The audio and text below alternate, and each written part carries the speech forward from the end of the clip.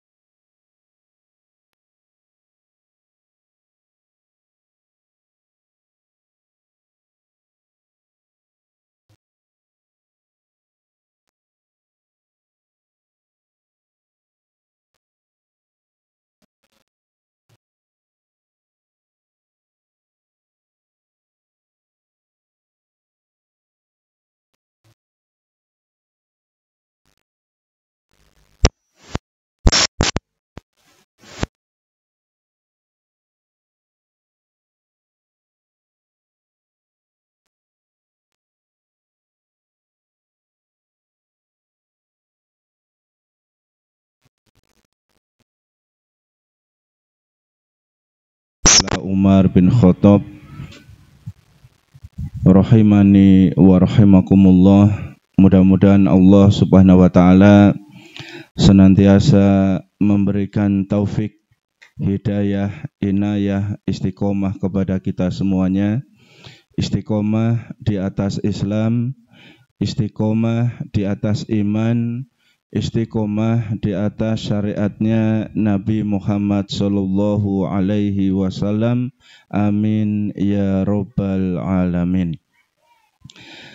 Jamaah yang dimuliakan Allah Subhanahu wa taala, kemudian di malam hari ini insyaallah taala kita akan kaji bersama-sama tentang pembahasan man haqqaqa tauhida dakhalal jannata bi ghairi hisabin wala adzabin, yang artinya barang siapa yang memurnikan, mentauhidkan Allah Subhanahu wa taala, maka dia akan masuk ke dalam surga tanpa dihisab oleh Allah Subhanahu wa taala, tanpa diazab oleh Allah Subhanahu wa taala. Jadi barang siapa yang memurnikan, barang siapa yang mewujudkan, mentauhidkan Allah.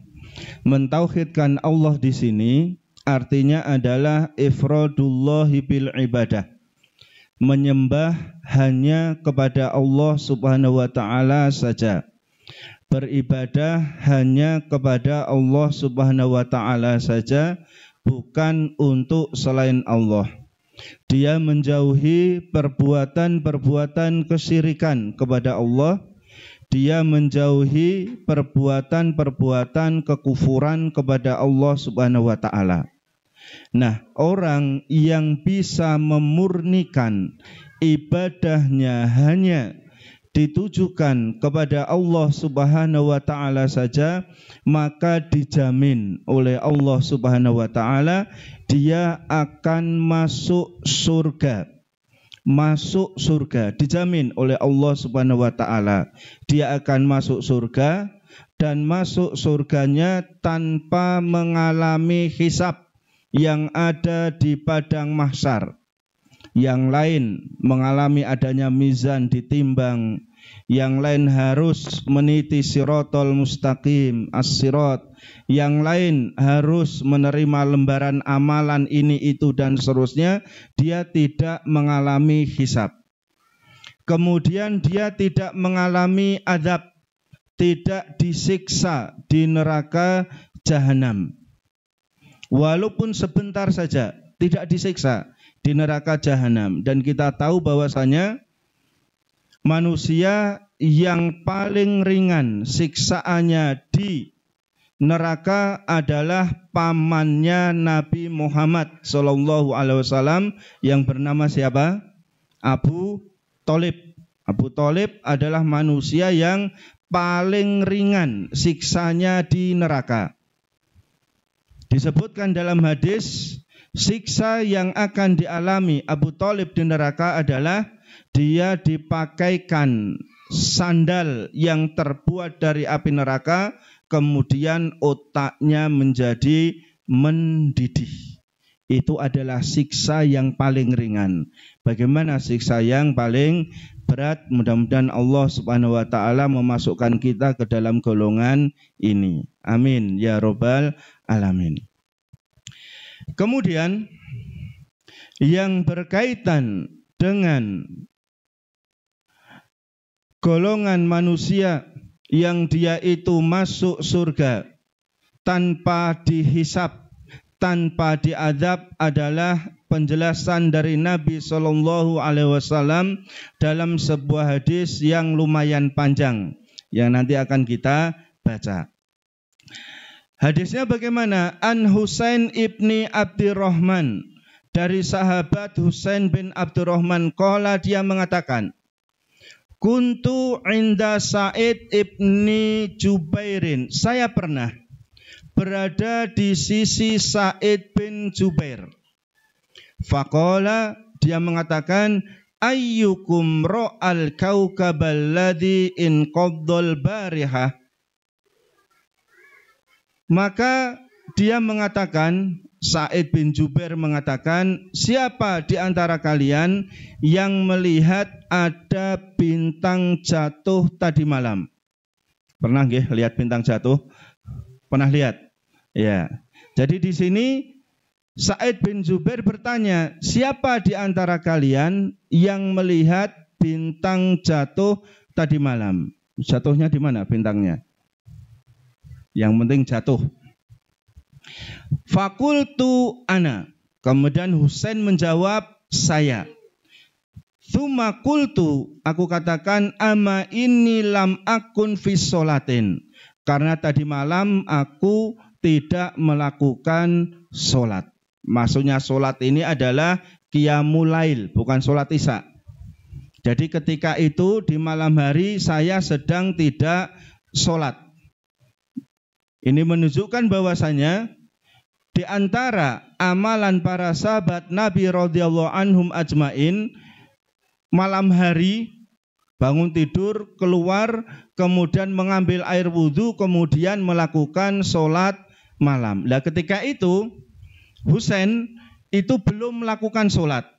Belum melakukan sholat, bukan tidak melakukan sholat, tapi belum melakukan sholat. Kemudian dia melihat bintang jatuh, melihat bintang jatuh. Dan sekali lagi di antara amalan kaum salaf para sahabat dulu di malam hari, terutama di sepertiga malam terakhir, melakukan sholat malam. Nggih persis amalannya jamaah sini nggih. Nggih Bu-ibu nggih. Nggih, alhamdulillah yae tapi. Kemudian walakini ludiktu. Nah, kenapa aku belum melakukan sholat malam? Aku tersengat. Tersengat. Kalau bahasa sini tersengat di entup. Ketika itu aku dintup. Ya, dintup hewan yang biasa ngentup. Enggak tahu hewannya apa ini. Qala fama sonakta. Kemudian Sa'id mengatakan, apa yang engkau lakukan? Kultu irtaqaitu. Saya meruqyah diri saya sendiri. Jadi saya bacakan ayat-ayat Al-Quran. Dalam hadis, dalam penjelasan lain, ada orang yang membacakan Al-Quran kepada diri dia. Ini menandakan ketika badan itu huma, yaitu badan itu pas panas, entah sakit apa, atau dia tersengat binatang apa, maka di antara sunnah Nabi Shallallahu Alaihi Wasallam adalah diruqyah, yaitu dibacakan ayat-ayat Al-Quran, terkhusus ayat-ayat ruqyah, dibacakan ayat-ayat Al-Quran, karena ini termasuk obat. Di antara ayat ruqyah atau surat ruqyah adalah membaca surat Al-Fatihah, atau surat Kulhu yang 3, kemudian surat Al-Jin, kemudian surat atau ayat Kursi, surat Al-Baqarah, dan yang lainnya. Jadi ada beberapa ayat-ayat ruqyah. Fama hamalaka ala dalik.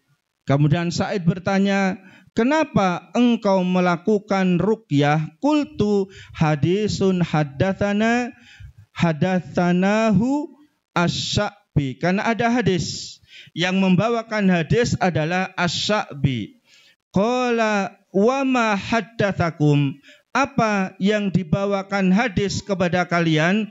Qultu haddatsana an Buraidata ibnil Husain an Husaybi annahu qala la ruqyata illa min ainin aw hummatin.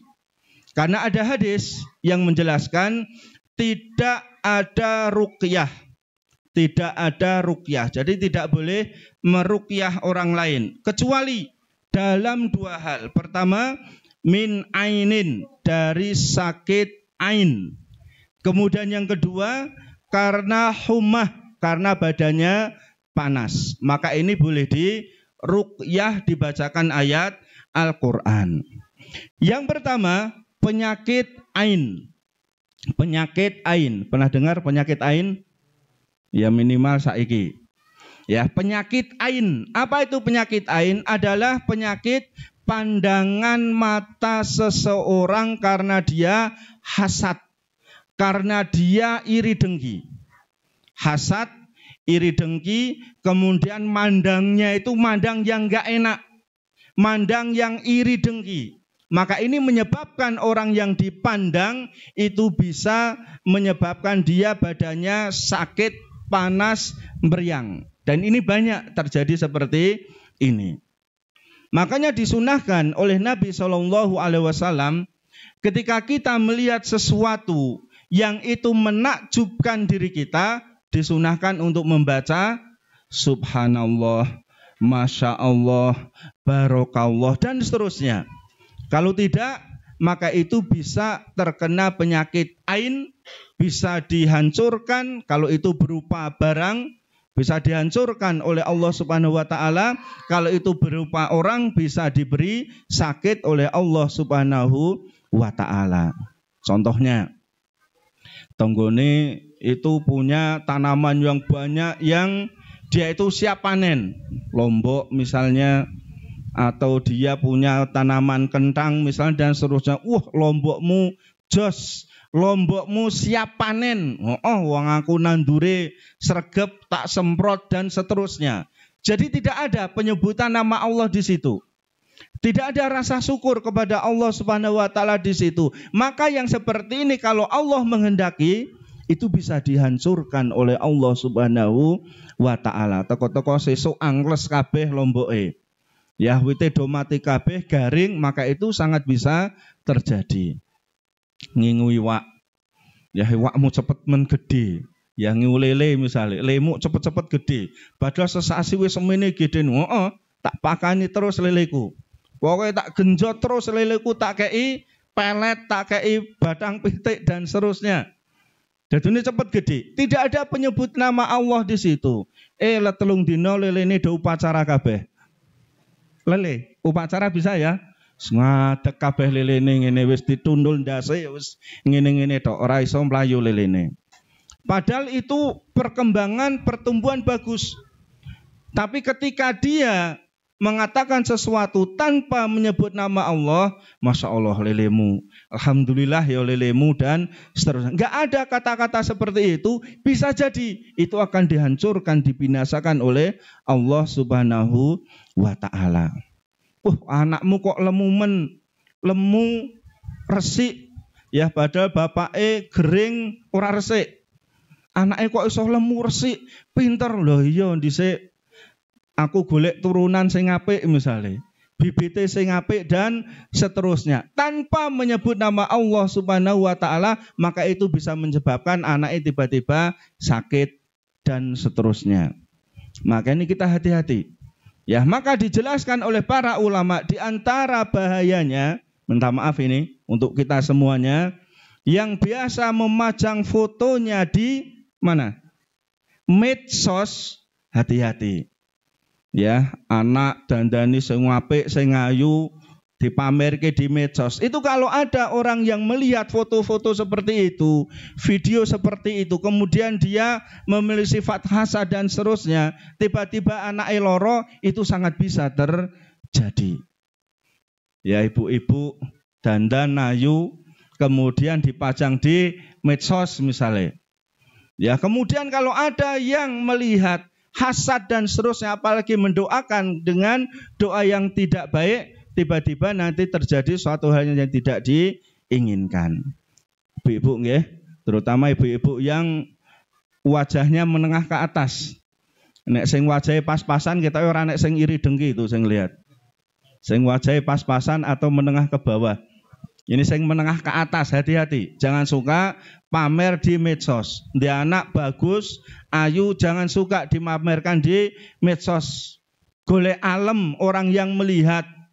Ya golek alem orang yang melihat videonya, fotonya dan seterusnya. Ini banyak ulama Ahlussunnah wal Jamaah yang mengingatkan kita seperti itu. Ya, intinya jangan suka pamer kepada orang lain, entah diri kita, anak-anak kita, bojonya kita, usaha kita dan seterusnya. Apalagi pamernya tanpa menyebut nama Allah Subhanahu wa taala. Alhamdulillah, subhanallah, barakallah misalnya, masya Allah dan seterusnya. Maka hati-hati. Ini bisa terkena penyakit apa tadi? Ain. Penyakit apa ibu-ibu? Ain. Nggih, jangan suka majang foto ya Bu ya. Kecuali yang wajahnya menengah ke bawah kita era popo. Ora enek sing ngiri dengki. Nah ini. Jadi ini diperingatkan diri kita jangan mudah ya, jangan mudah untuk menampilkan diri kita di medsos. Itu yang pertama. Yang pertama. Nah, kalau terkena penyakit ain di sini, tiba-tiba badannya sakit, tiba-tiba badannya panas, kemudian dicek oleh dokter, diperiksa oleh dokter kok orane, indikasi dia sakit ini itu dan seterusnya, berarti kemungkinan ini terkena penyakit ain. Silahkan untuk diruqyah. Ojo digawe ning dukun, diruqyah, dibacakan. Ya insya Allah setiap kita bisa baca Al-Fatihah bisa. Setiap kita membaca ayat kursi insya Allah bisa. Setiap kita membaca kulhu, anas, falak insya Allah bisa. Dibacakan itu terus menerus. Ya insya Allah nanti akan hilang penyakit ainnya. Kemudian yang kedua adalah penyakit humah, yaitu penyakit panas. Penyakit panas. Jadi kalau badan kita panas, anak kita panas, kemudian suami, istri kita panas, silahkan untuk diruqyah, dibacakan ayat Al-Quran. Dibacakan ayat Al-Quran dengan ayat-ayat ruqyah. Maka ini diperbolehkan sesuai dengan hadis Nabi SAW yang kita sebutkan tadi. Qala ahsana man intaha ila ma sami'a. Saged dipahami tadi tentang penyakit panas dan penyakit ain, bisa paham ya? Ya, hati-hati. Sekali lagi hati-hati, jangan sampai kita mengundang diri kita untuk terkena penyakit ain. Maka sungguh telah baik seseorang yang dia itu mendengar kemudian dia melaksanakan apa yang dia dengar. Walakin haddatsana Ibnu Abbasin anin Nabi sallallahu alaihi wasallam qol, akan tetapi setelah mendengar sebuah hadis dari Ibnu Abbas dari Nabi sallallahu alaihi wasallam, beliau bersabda, uridat alayya al-umamu. Maka kata Nabi sallallahu alaihi wasallam dalam hadis ini, aku pernah ditampakkan umat-umat terdahulu.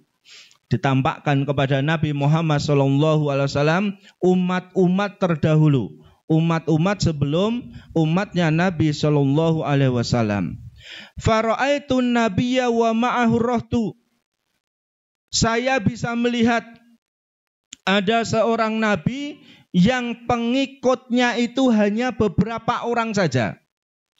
Level nabi pengikutnya hanya beberapa orang saja.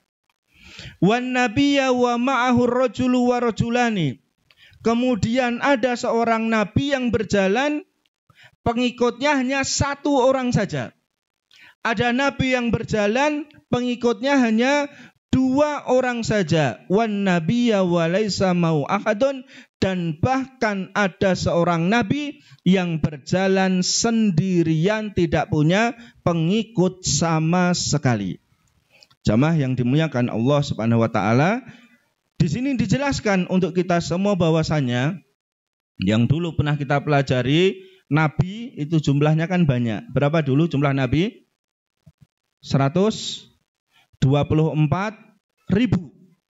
Nabi itu jumlahnya 124.000. Kalau Rasul berapa? 313. Rasul 313.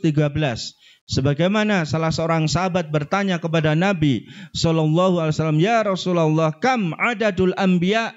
Wahai Rasulullah, berapa jumlah nabi?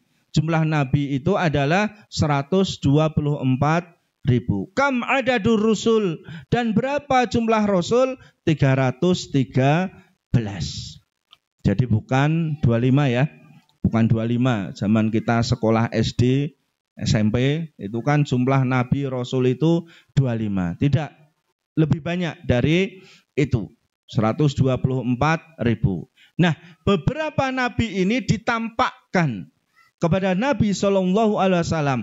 Ada yang punya pengikut beberapa orang. Ada nabi yang punya pengikut hanya 2 orang. Ada nabi yang punya pengikut 1 orang. Dan bahkan tidak punya pengikut sama sekali. Ya, seperti awak dewe di sini, misalnya Mas Nawang pelaku orang di bolo, wajar. Ya, wajar. Ya Mas Aris mlaku bolone siji tok semisal sak desa. Ya masih wajar sing melu, sing ngikuti. Ini nabi. Levelnya nabi. Ya, levelnya nabi hanya beberapa orang saja.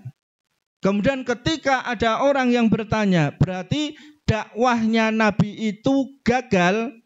Tidak. Tidak. Karena nabi berdakwah sesuai yang dituntunkan Allah Subhanahu wa taala. Dan ini adalah sebagai bisyarah, sebagai kabar gembira, sebagai hiburan para ustadz, para mubaligh, para dai ketika terus ramah dakwah dan seterusnya.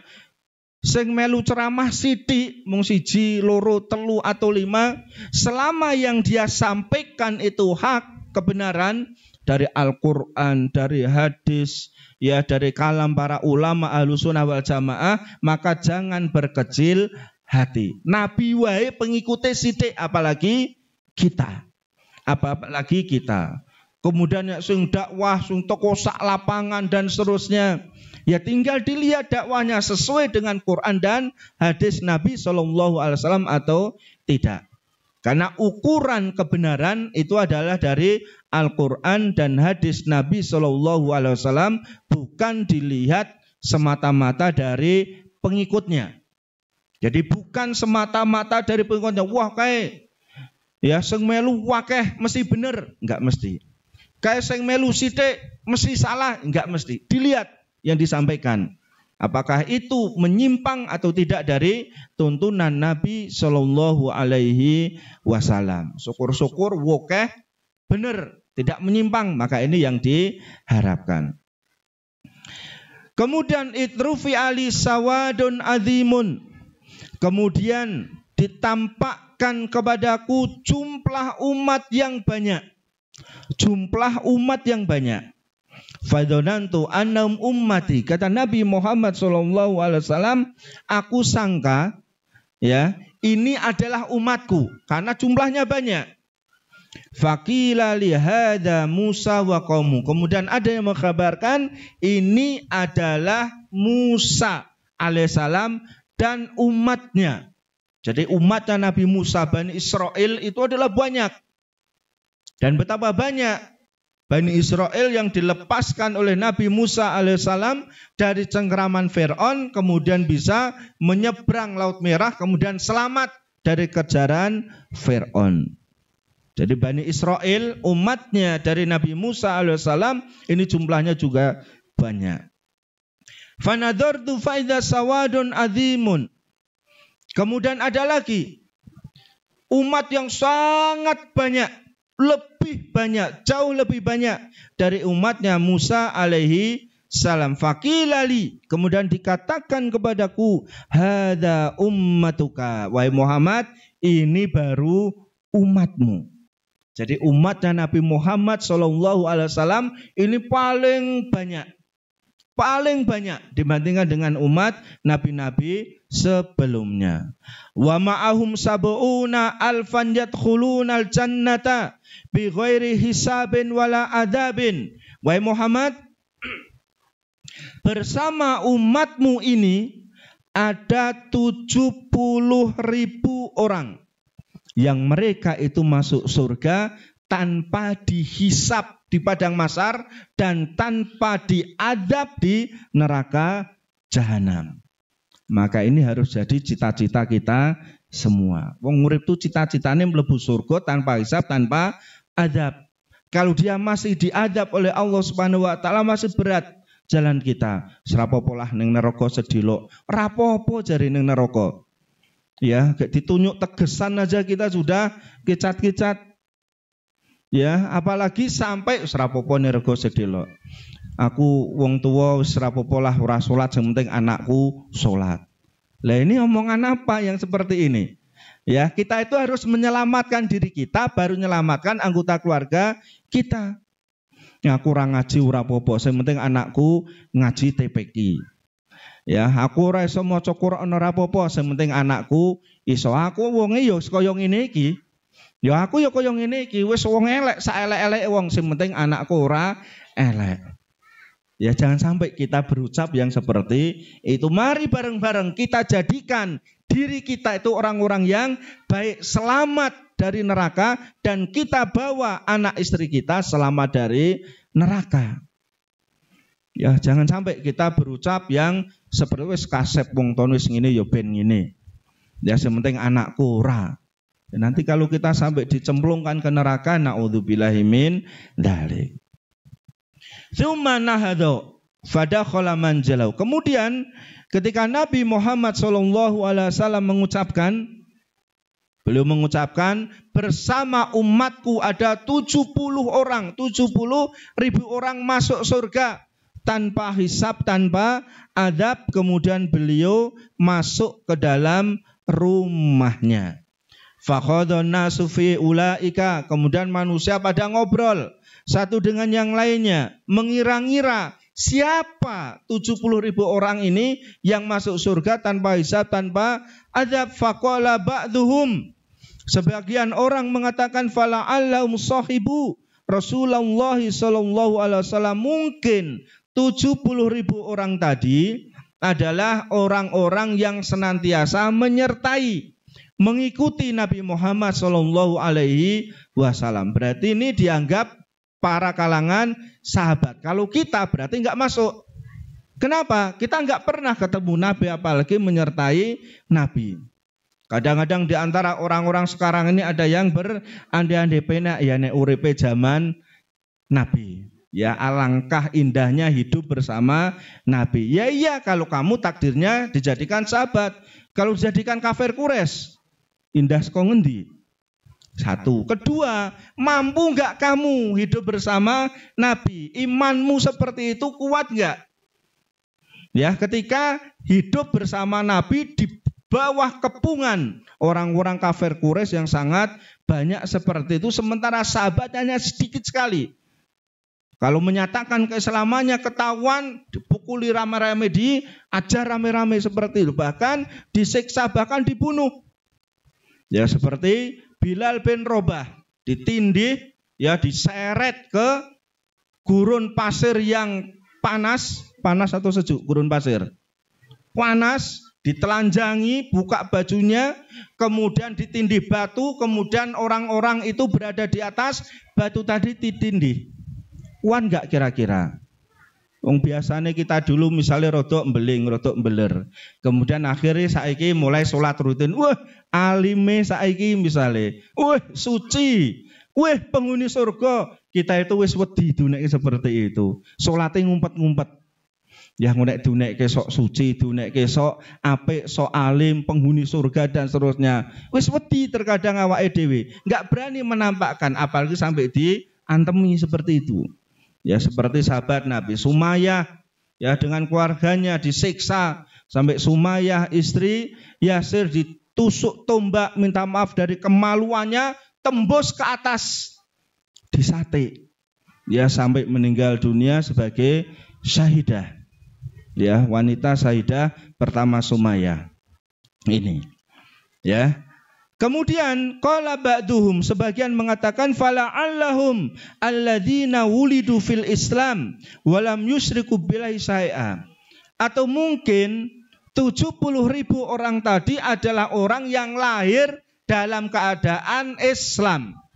Kemudian selama hidupnya tidak pernah menyekutukan, tidak pernah berbuat kufur, tidak pernah berbuat syirik kepada Allah Subhanahu wa ta'ala. Mungkin mereka ini yang pantas menjadi 70.000 orang masuk surga tanpa hisab, tanpa adab tadi. Jadi sahabat itu saling menerka-nerka. Kira-kira sopo iki? Kira-kira sopo? Karena masing-masing pasti berharap. Pasti berharap. Ya, saelek-eleke awake dhewe ini pasti berharap. Aku jane yo ketok ora pantes seperti. Tapi saya juga berharap. Gimana bisa masuk surga tanpa hisab, tanpa adab, wes langsung masuk ke surganya Allah Subhanahu wa ta'ala. Fadzakaru asya, mereka saling menerka-nerka. Fa kharaja alaihim Rasulullah sallallahu alaihi wasallam fa akhbaruh. Kemudian akhirnya Nabi Muhammad sallallahu alaihi wasallam keluar menemui para sahabat. Faqala, kemudian beliau mengatakan humul ladzina yastarqun. Jadi termasuk 70.000 orang masuk surga tanpa hisab, tanpa adab ini syaratnya 4 kata Nabi. Pertama, humul ladzina la yastarqun, orang-orang yang tidak minta diruqyah orang lain. Nanti ada penjelasannya. Yang kedua, wala yatatayyarun, orang-orang yang tidak pernah mengatakan kesialan karena sebab ini dan itu, menganggap sial karena ini dan itu. Kemudian yang ketiga, wala yaktawun, yang tidak pernah berobat dengan besi panas. Yang keempat, wa ala rabbihim yatawakkalun, yaitu orang-orang yang senantiasa bertawakal, pasrah kepada Allah Subhanahu wa ta'ala. Faqama Ukashatu ibnu Mihsan, maka berdirilah salah seorang sahabat yang bernama Ukashah bin Mihsan. Faqala utullaha ayaj'alani minhum, wahai Rasulullah, doakan kepada Allah agar saya ini termasuk dari mereka 70.000 orang ini. Faqala anta minhum, kata Nabi, engkau wahai Ukashah termasuk dari mereka. Ini menunjukkan bahwasanya seseorang itu dikatakan masuk surga atau masuk neraka itu harus ada nas, harus ada dalil, entah itu dari Al-Quran maupun dari hadis Nabi Shallallahu Alaihi Wasallam. Maka kita tahu Ukashah ini adalah termasuk ahli surga. Taunya dari mana?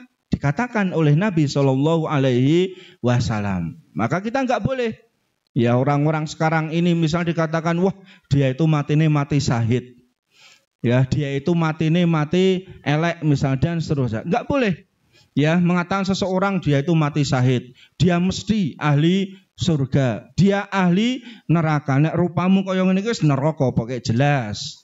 Ya wis jelas rupamu rupa neraka. Genine wis ketok misalnya. Kita enggak boleh mengklaim seseorang ahli surga, ahli neraka dengan apa yang dia lakukan sekarang ini.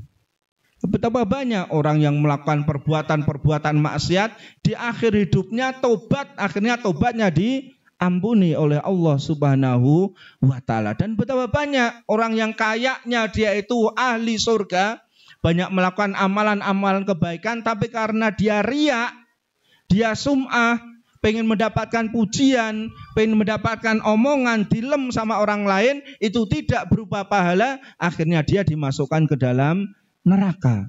Ya, maka kita enggak boleh ya mengatakan seorang sekarang syahid, ahli surga, ahli neraka dan seterusnya, enggak boleh, kecuali ada dalil dari Nabi Shallallahu Alaihi Wasallam atau dari Al-Quran. Abu Lahab jelas tempatnya di mana? Neraka, jelas ada nasnya. Istrinya Abu Lahab jelas dia di neraka. Karena dia yang membawa menyulut kayu bakar. Abu Thalib jelas di neraka. Karena jelas nasnya dari Nabi Shallallahu Alaihi Wasallam. Ya, ada sahabat-sahabat yang diklaim oleh Nabi Shallallahu Alaihi Wasallam untuk masuk ke dalam surga. Kemudian faqama rajulun akhar. Kemudian ada seseorang yang berdiri ngadeg. Utullah ayaj'al minhum. Wahai Nabi, doakan kepada Allah juga saya termasuk dari mereka. Faqala, kata Nabi, sabaqaka biha Ukasa. Engkau telah didahului oleh Ukasa. Karena nanti kalau Nabi mengatakan juga ke orang ini, engkau anta minhum, engkau juga termasuk golongan dari mereka. Kira-kira semua sahabat dong ngadeg ora iki? Iya, dong ngadeg kabeh ini. Nek dong ngadeg, ya bisa jadi kita enggak dapat bagian nanti. Maka ini adalah arifnya, bijaknya Nabi SAW cukup menjawab, engkau sudah didahului oleh Ukasa. Ini untuk menghentikan agar sahabat-sahabat lain itu tidak berdiri minta didoakan oleh Nabi Muhammad Sallallahu Alaihi Wasallam.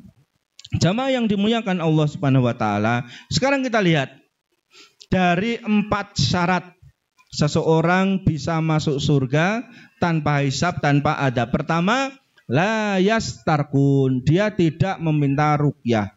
Maksudnya bagaimana? Seseorang yang mungkin dia itu terkena jin misalnya, kerasukan jin, kemasukan jin dan seterusnya, atau dia dipenggawe orang dan seterusnya.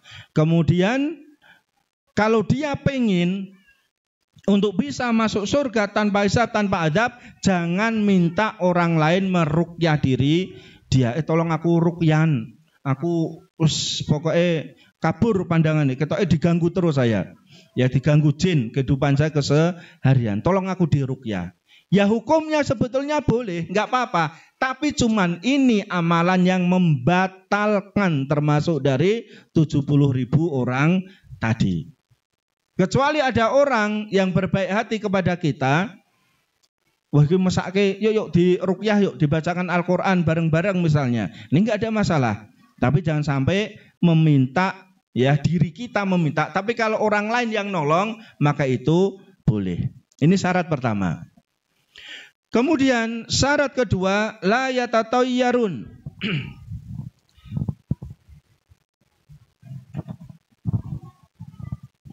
Tidak bertatoyur. Bertatoyur tadi adalah menganggap apa? Menganggap sial.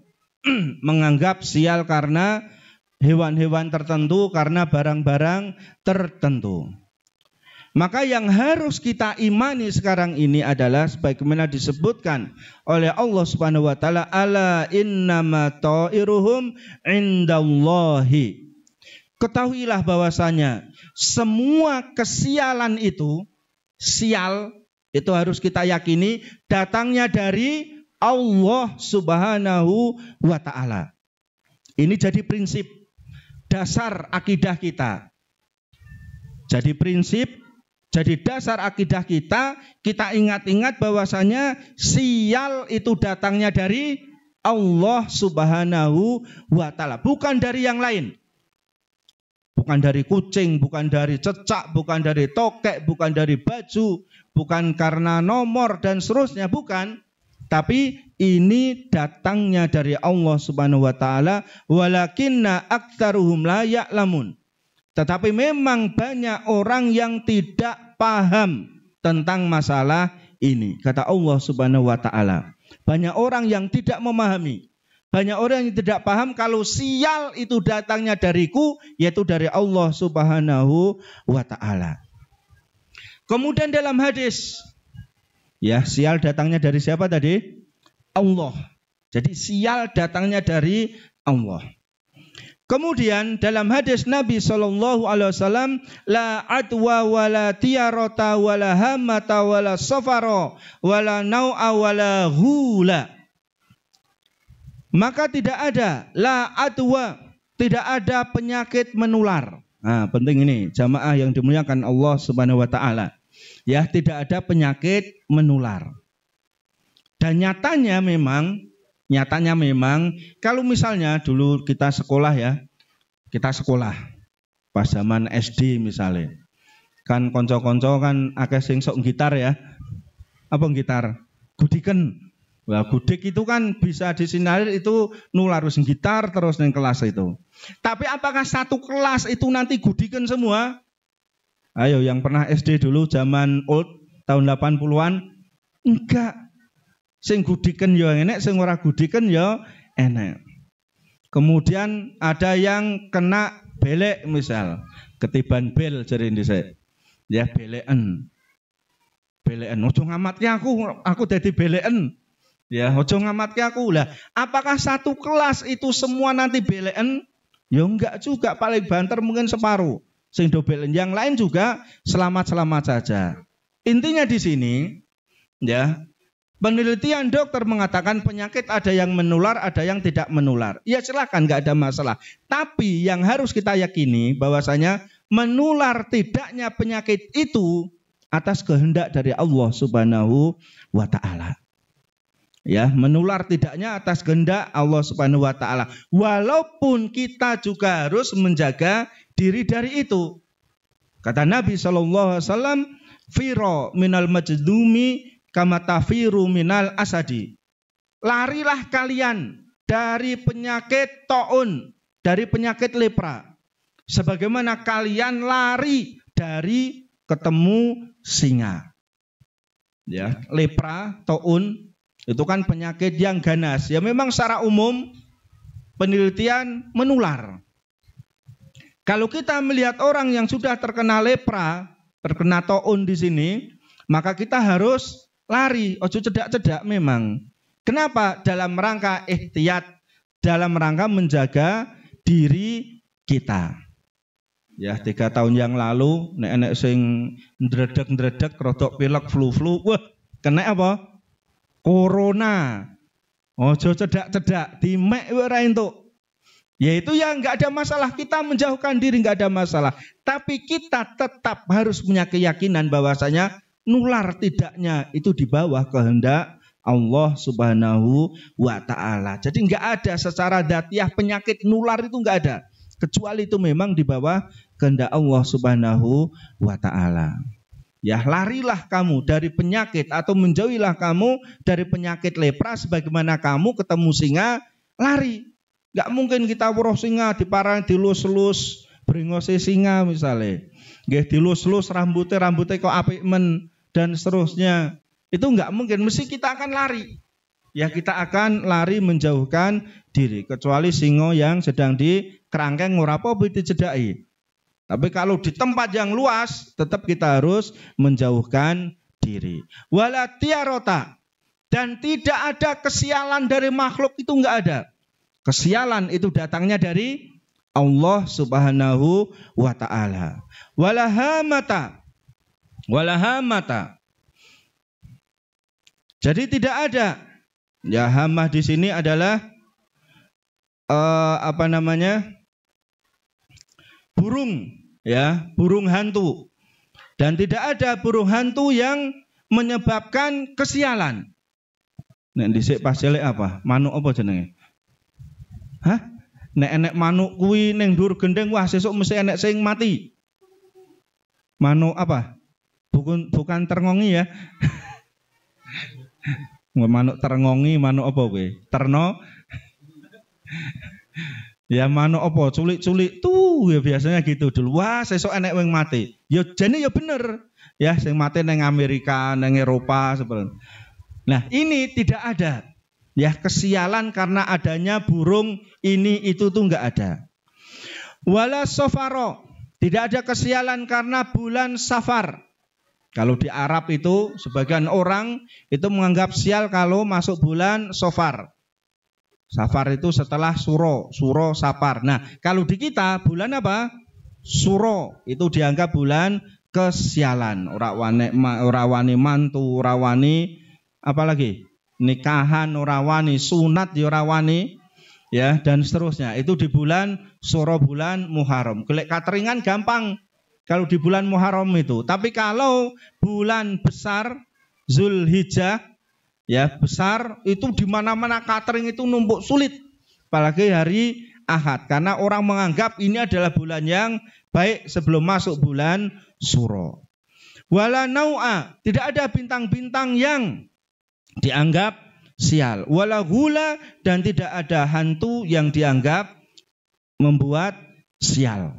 Ya, ketemu gendruwo, waduh berarti tanda melarat misalnya. Ketemu pocongan, wah tanda ini dan seterusnya. Itu tidak ada dalam Islam ini.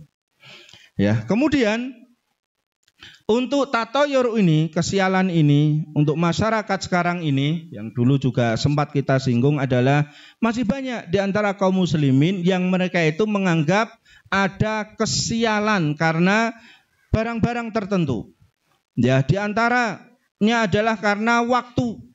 Ya, waktu itu karena misalnya malam Jumat Kliwon misalnya, ini dianggap sebagai kesialan.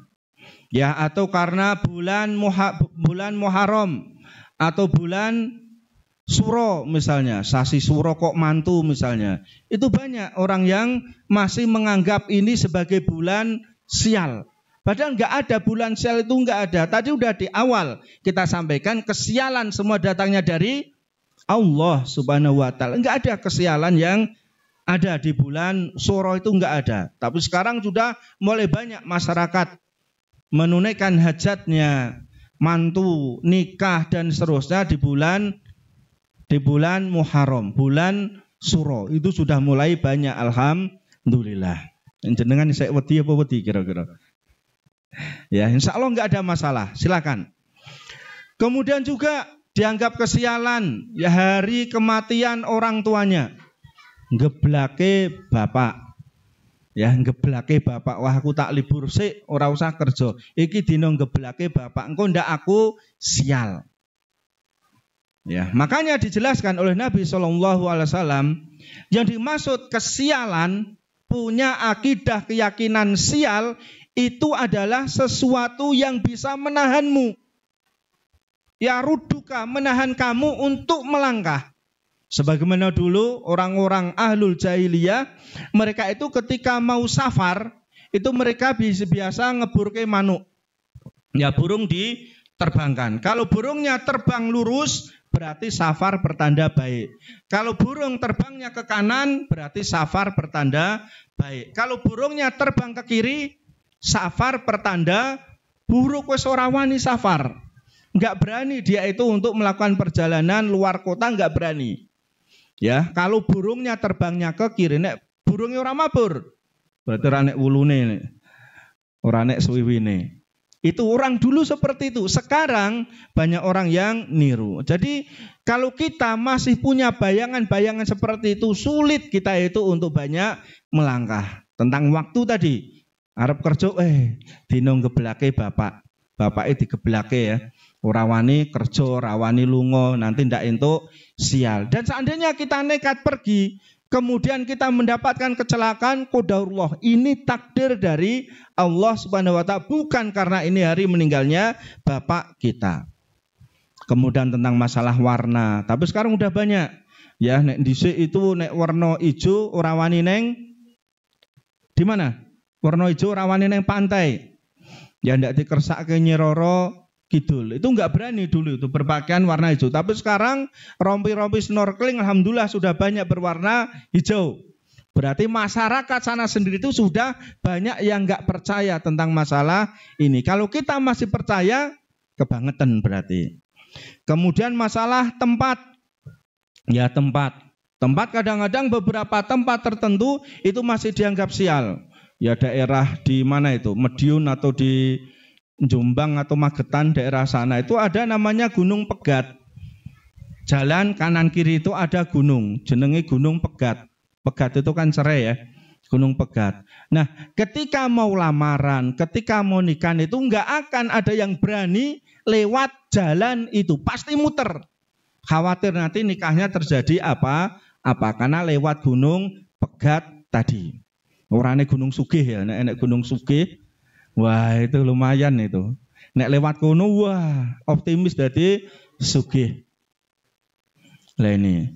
Kemudian juga Arab nikahan Arab nikahan itu sebagian orang Jawa kalau dia ngitung itu, kalau kita laki-lakinya, kemudian calon kita itu ngalor ngulon. Nah, di sini nggak ada, tapi di Solo ada itu. Ngalor ngulon itu nggak akan terjadi pernikahan. Karena itu pertanda kesialan. Berarti nek saya laki-laki, omah saya di musola sini misalnya, berarti saya nggak boleh nikah sama orang-orang yang perempuan-perempuan ngalor ngulon. Misalnya areane nggone Mbak Sri sini, Womini, rumah saya nggone Mak Detun, nggone Mujiono dan Pak Ali Haidar. Area-area situ itu nek saya mau ngelamar orang situ nggak boleh sama orang tua kita. Nek neng Solo seperti nek di sini kayaknya nggak ada. Kalau kita yang perempuan, orang itu adalah ngetan ngidul. Ya, nek untuk calon lanang, omai kok ngetan ngidul, berarti nek omai di sini, wedoke sini, kemudian omai ning gone Adi situ, Mas Adi, kuwi kan berarti ngidul ngetan ya. Kuwi wis ora entuk seperti itu. Maka ini keyakinan yang memberatkan kita. Warep nikah wis dadak ngetang-ngitung seperti itu angel. Angel. Kemudian hewan, ya hewan itu kadang-kadang masih dianggap sebagai tatoyur, ya menganggap sial. Ketiban cecak misalnya dianggap sial, ben ora sial, disuwek mulute cecake suwek. Pas arep nyuwek kelingan, aduh bojoku pas hamil iki. Engko gegek lambene kaya lambe cecak. Wis wedi meneh. Makanya kalau kita masih punya keyakinan-keyakinan seperti itu, hawane wedi wae. Nah, makanya Nabi SAW tidak mengajarkan kita seperti itu. Nabrak kucing misalnya, itu dianggap sial. Benar sial bagaimana? Kucing itu dikafani dengan baju yang kita pakai nabrak tadi. Di beberapa daerah seperti itu. Ya. Kemudian istri hamil, ora entuk mancing, ora entuk nembak, ora entuk ini dan seterusnya. Engko ndak mancing ku lambene kaya lambe iwak misale. Engko nek misale dia nembak manuk, engko kaya manuk dan seterusnya. Maka ini adalah keyakinan-keyakinan yang tidak ada di dalam Islam. Kemudian ngitung judune dihitung misalnya. Kemudian mau tanggal nikah dihitung-hitung, wah ini tanggal ini enggak pas. Bulan ini enggak pas ini. Maka kalau hidup kita seperti itu berat. Kemudian nomor juga dihitung, kadang-kadang dianggap kesialan. Hotel-hotel itu nomor 4 itu enggak ada. Bisa dibuktikan. Hotel Syariah Solo itu liftnya itu nomor 1, 2, 3, 5, 6. Papatnya yang diurai nek. Ya, padahal hotel Syariah. Masih ada keyakinan seperti itu. Kalau kita nomor 13 bal-balan di kei kaos nomor 13, moh ora iso ngegulke nek entuk nomor 13, itu angka sial misalnya. Maka tidak diperbolehkan. Ya, arep gawe omah pas jalan misalnya, wah iki tusuk sate, nek entuk balak bencana iso kena, maka tidak boleh yang seperti itu. Ya, ini yang nomor 2. Kemudian layak tawun, tidak berubah dengan besi panas. Insya Allah enggak ada kita. Kemudian yang keempat terakhir, wa ala rabbihim yatawakkalun, kita harus bertawakal kepada Allah Subhanahu wa taala. Tawakal itu harus ada ikhtiar, harus ada usaha. Jangan sampai kita hanya pasrah, ya wis ngene wis ben sak urip-uripe misale. Anakku kaya ngono ya wis ben kaya ngono. Harus ada ikhtiar, berusaha.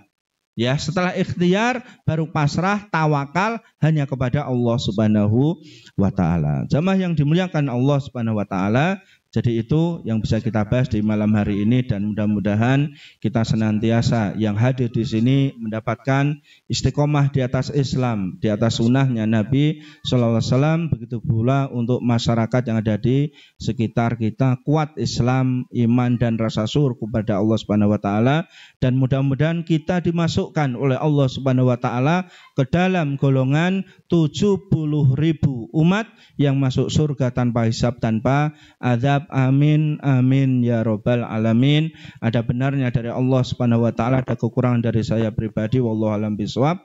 Kita tutup dengan doa kafaratul majlis. Subhanakallahumma wa bihamdika asyhadu an la ilaha illa anta astaghfiruka wa atubu ilaik. Assalamualaikum warahmatullahi wabarakatuh.